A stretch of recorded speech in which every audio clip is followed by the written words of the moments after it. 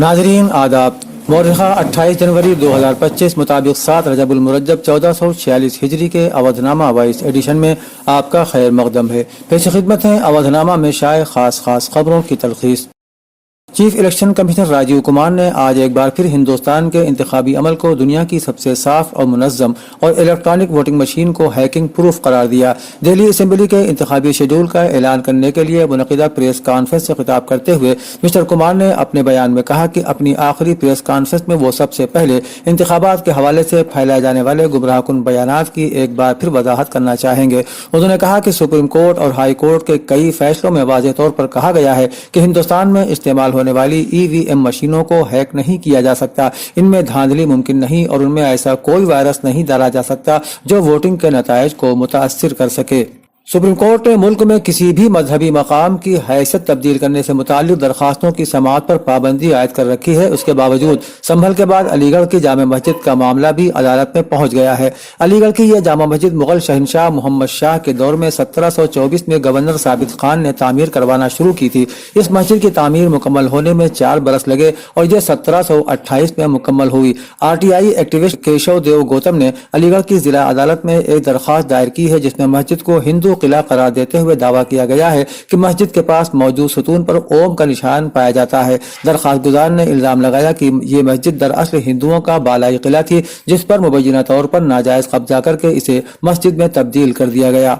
तिब्बत में मंगल की सुबह आए जलजले ने तबाही मचा दी है। राइटर्स के मुताबिक इस शदीद जलजले की जद में आने से यहाँ 126 लोगों की मौत हो गई जबकि 200 जख्मी बताए जाते हैं। अमवात की तादाद में मजीद इजाफा हो सकता है। जलजले के बाद पूरे इलाके में राहत और बचाव मुहिम तेजी से चलाई जा रही है। रिपोर्ट के मुताबिक बड़ी तादाद में लोग जलजले के बाद मलबे के बीच घरों में फंस गए हैं। उन्हें बाहर निकालने के लिए तेजी से इमदादी काम किया जा रहा है। तिब्बत के पड़ोस में नेपाल के दारुल हुकूमत काठमांडू और भारत के कुछ हिस्सों में भी जलजले के झटके महसूस किए गए।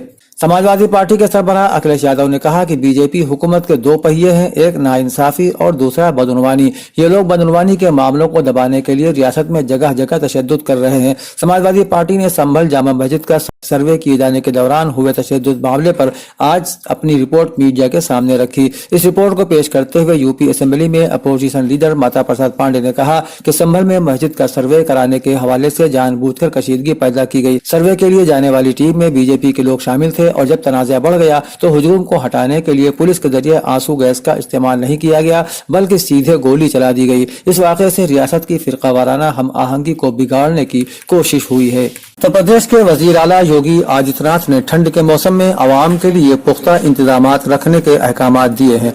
मंगल को सीनियर अफसरान के साथ एक अहम मीटिंग में वजीर आला ने कहा कि पूरे सूबे में तेज सर्दी का मौसम है, शीत लहर चल रही है। इस लिहाज से बुजुर्गों, बच्चों और संगीन बीमारियों में मुब्तला अफराद की हिफाजत के लिए खुसूसी एहतियाती तदाबीर अख्तियार की जा रही हैं। उन्होंने हिदायत दी कि तमाम सरकारी अस्पतालों में मरीजों को अच्छी तिब्बी सहूलियात मैसर होना चाहिए। टेस्टिंग हो या अद्वियात की दस्तयाबी, सब कुछ परफेक्ट होना चाहिए। आम आदमी को परेशान न होना पड़े।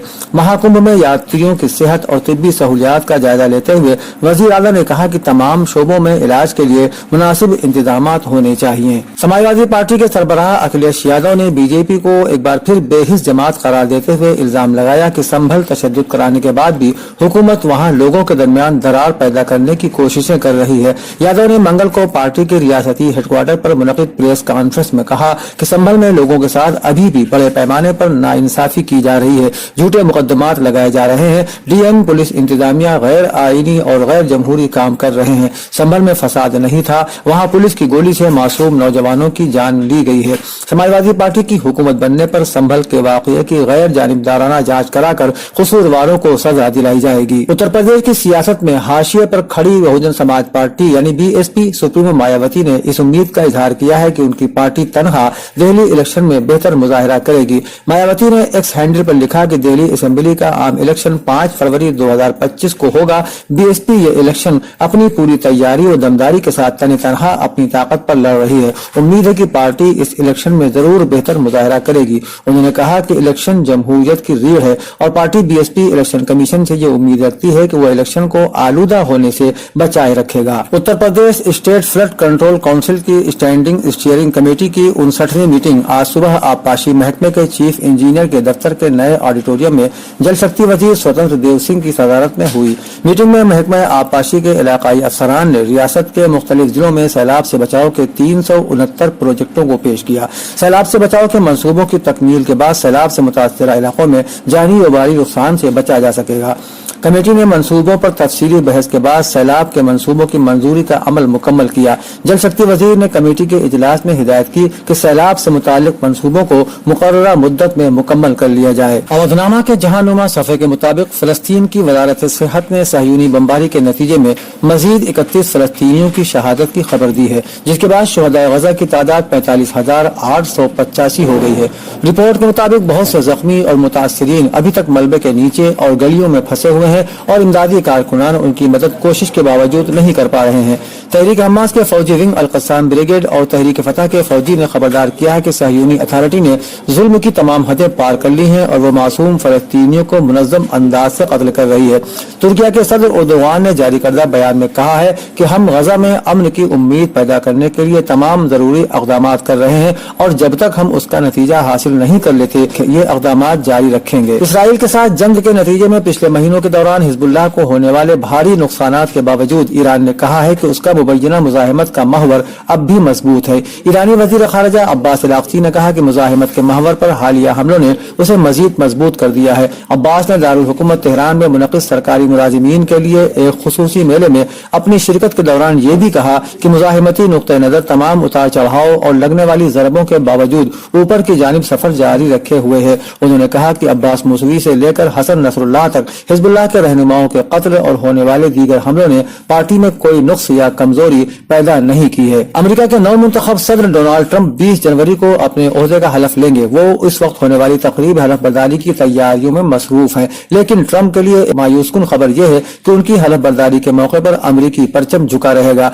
दरहकीकत व्हाइट हाउस ने आजहानी साबिक सदर जिमी कार्टर के एजाज में अमेरिकी परचम को सरनगू रखने का हुक्म दिया है। जिमी कार्टर का इंतकाल 29 दिसंबर को हुआ था। उनकी उम्र 100 साल थी। सुबुकदोश होने वाले सदर जो बाइडेन ने अमेरिकन फ्लैग कोड के मुताबिक अमेरिकी परचम को सरनगू रखने का हुक्म दिया है, जिसके मुताबिक मौजूदा या साबिक सदर की मौत के बाद 30 दिन तक परचम को आधा झुकाना लाजमी है। इस कोड के मुताबिक अमेरिकी परचम 28 जनवरी तक सरनगू रहेगा, जबकि 20 जनवरी को ट्रंप अमेरिका के 47वें सदर की हैसियत से हलफ उठाएंगे। अमेरिका ने पीर के रोज शाम की अबूरी हुकूमत पर लगाई गई कुछ पाबंदियों में नरमी कर दी है, ताकि नई इंतजामिया को बशारुल असद की माजूली के बाद इंसानी इमदाद की इजाजत दी जा सके।